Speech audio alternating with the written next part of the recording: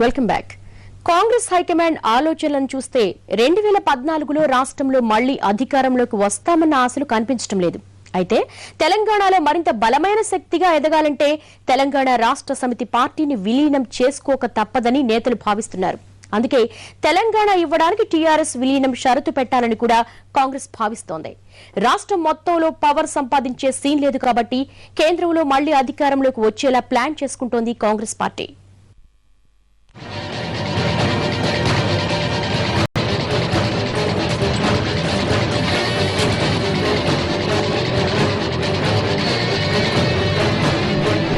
రాష్ట్రంలో కాంగ్రెస్ పార్టీ ఈ దుస్థితికి రావడానికి పూర్తిగా అధిష్టానమే కారణమా?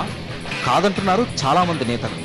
లగడపాటి రాజగోపాల్ లాంటి కొందరు నేతల రెచ్చగొట్టే ప్రసంగాలు ప్రత్యేక ఉద్యమాన్ని మరింత రాజేశాయన్న అభిప్రాయం వినిపిస్తోంది.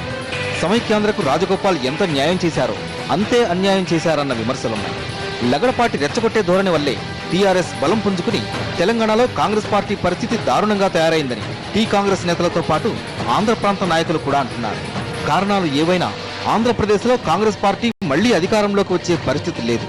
మరో 10 ఏళ్ల వరకు ఆ ఛాన్సే లేదని హైకమాండ్ కు అర్థమైంది. అందుకే కాయకల్ప చికిత్స మొదలుపెట్టింది. ఈ రాజకీయ పార్టీకి అధికారం కొరకు రాష్ట్రాన్ని విభజిస్తుంది, రేపు ఇంకో రాజకీయ పార్టీకి అధికారం కొరకు రాష్ట్రాన్ని కలుపుతుందా? మరో రాజకీయ పార్టీకి అధికారం కొరకు ఆంధ్రప్రదేశ్ కర్ణాటకతో కలుపుతారా? అలా అయితే ఈ రకంగా కలుపుకున్న పోదు. ఇప్పుడు చిత్తూరు జిల్లాలో గెలవాలంటే చిత్తూరు తమిళనాడులో కలపడం, మద్రాసులో గెలవాలంటే దాన్ని తీసుకొచ్చి ఆంధ్రప్రదేశ్లో కలపడం, ఇలాంటి కలయికలు తీసివేతలు అనేది రాజకీయ క్యాలిక్యులేషన్లపై ఉంటాయా? కాశ్మీర్ని తీసుకుపోయి పాకిస్తాన్లో కలిపితే కాశ్మీర్లో ఓట్లు వస్తాయంటే కలుపుతారా? అందువల్ల ఒక రాజకీయ ప్రాతిపదిక ఉండాలి. తెలంగాణ డిమాండ్ న్యాయమైందని భావిస్తే తెలంగాణ ప్రత్యేక రాష్ట్రం ఏర్పాటు చేయాలి. న్యాయం కాదని భావిస్తే మేము అంగీకరించమని చెప్పాలి.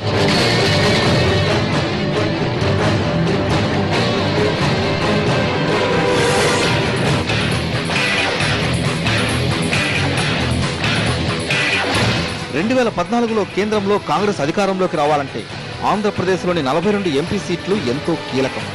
సమైక్య రాష్ట్రంగా ఉంటే అటు తెలంగాణ ఇటు జగన్ తనకు సీట్లు దక్కనివ్వరు. వీరిద్దరూ కాక ఇంకా తెలుగుదేశం ఉండనే ఉంది.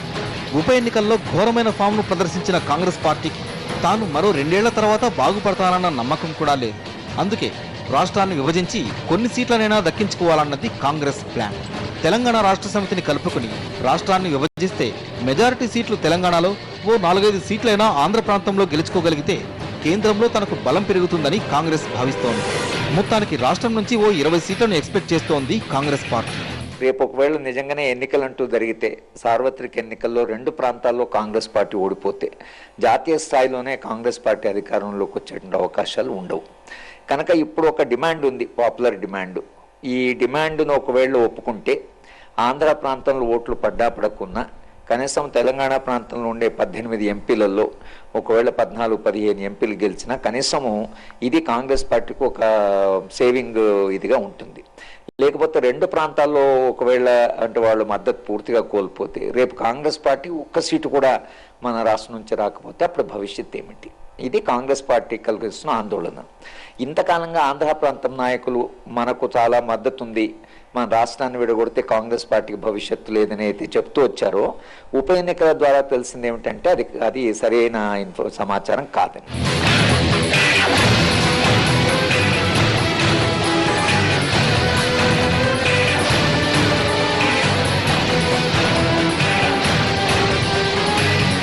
పెద్ద ఎత్తే వేసి రాష్ట్రాన్ని విభజించాలన్న నిర్ణయానికి కాంగ్రెస్ పార్టీ వచ్చిందన్న అభిప్రాయం వినిపిస్తోంది. మరి ఇంత చేసి పార్టీ ప్రయత్నాలు ఎంతవరకు సక్సెస్ అవుతాయన్నదే అసలు డౌట్. టీఆర్ఎస్ విలీనంపై ఆశలు పెట్టుకున్న కాంగ్రెస్ ఆ పార్టీ అందుకు ససేమిరా అంటే ఏం చేయగలుగుతుంది? గతంలో ఇలాంటి ప్రతిపాదనలు వినిపించినప్పుడు అలాంటిదేమీ లేదని కొట్టిపారేసింది తెలంగాణ రాష్ట్ర సమితి. రాష్ట్రాన్ని విభజించి తర్వాత టీఆర్ఎస్ కలవకపోతే కాంగ్రెస్ పార్టీ పరిస్థితి రెంటికి చెడ్డ రేవడవుతుంది. ప్రత్యేక రాష్ట్ర ఉద్యమంపై గట్టి పట్టున్న తెలంగాణ రాష్ట్ర సమితి వచ్చే ఎన్నికల్లో కూడా అదే జోరు కొనసాగించడం ఖాయం. గత ఉప ఎన్నికల్లో తెలంగాణ రాష్ట్ర సమితి కాంగ్రెస్ ను ఓ రేంజ్లో మట్టి కరిపించింది కూడా.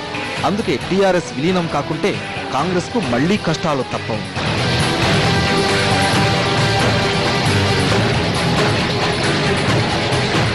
తెలంగాణపై తొందరపడి నిర్ణయం తీసుకుంటే కాంగ్రెస్ పార్టీకి ముందు పెద్ద సమస్యలే ఉండబోతున్నాయి. సమస్య ఒక రాష్ట్ర విభజనతోనే ఆగిపోతుంది. దేశంలో మరెన్నో ప్రత్యేక రాష్ట్ర ఉద్యమాలు ముందుకొస్తాయి. ఏళ్లుగా పెండింగ్ లో ఉన్న సెపరేట్ డిమాండ్లన్నీ నిద్రలేస్తాయి. అందుకే తాత్కాలిక అవసరాల కోసం తొందరపడి నిర్ణయాలు తీసుకుంటే ఏమవుతుందోనన్న భయం కూడా కాంగ్రెస్ పార్టీకి లేకపోలేదు. అందుకే ఒకదానికొకటి బేరీజు వేసుకుని తెలంగాణ విషయాన్ని తేల్చే పనిలో పడింది కాంగ్రెస్ పార్టీ. మొత్తం మీద ఆగస్టు నెలలో కాంగ్రెస్ పార్టీ తెలంగాణ ప్రాంత వాసులకు శుభవార్త వినిపించబోతోందనే మాట ఢిల్లీలో చక్కర్లు కొడుతోంది. రెండు ప్రాంతాల నేతలు ఇదే అంశంపై సానుకూల ప్రకటనలు చేస్తూ ఉండడంతో దశాబ్దాలుగా నానుతూ వస్తున్న తెలంగాణకు మోక్షం లభించబోతోందన్న అభిప్రాయం వినిపిస్తోంది. మరి ఆగస్టు నాటికి నిజంగా కాంగ్రెస్ స్పష్టమైన ప్రకటన చేస్తుందా, లేక అప్పటికి మళ్లీ వ్యూహాలు మారి మళ్లీ కథ మొదటికొస్తుందా అన్నది సస్పెన్స్ థ్రిల్లర్. తెలంగాణపై కాంగ్రెస్ తీసుకుంటున్న నిర్ణయం చివరికి ఎవరికి మేలు చేస్తుందన్నది ఆసక్తి కలిగిస్తున్న అంశం. సున్నితమైన ఈ అంశాన్ని తనకు అనుకూలంగా కాంగ్రెస్ ఎలా మలుచుకోగలుగుతుందో చూడాలి. ఇది వాళ్ళ స్టోరీ బోర్డ్. మరో అంశంతో మళ్ళీ కలుద్దాం. జనగణమన పాడుదాం, దేశాన్ని గౌరవిద్దాం. నమస్తే.